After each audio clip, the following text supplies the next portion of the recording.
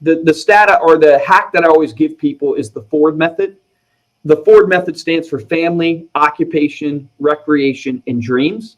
So if I can know about your family, what's going on in your life, are you married, are you not married, do you have kids, do you not have kids? If I know about your work, what do you do for your occupation? Where are you going? What are you trying to achieve? What do you need? If I know your recreational activities, what do you do for your hobbies? And then do I know your dreams? Man, if I know those 4 pillars on somebody, I have a really good relationship with them. So look at your database right now that you're marketing to, your core clients, and do you know those 4 pillars?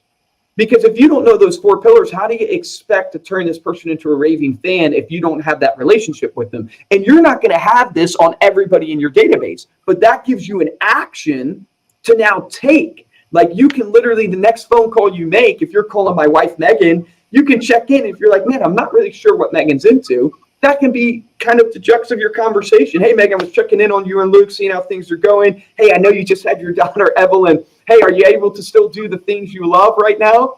And find out what she loves and what she's into. Write that down in your CRM. So now you know how to connect with her from a marketing standpoint, because you can use content to really make impact with people.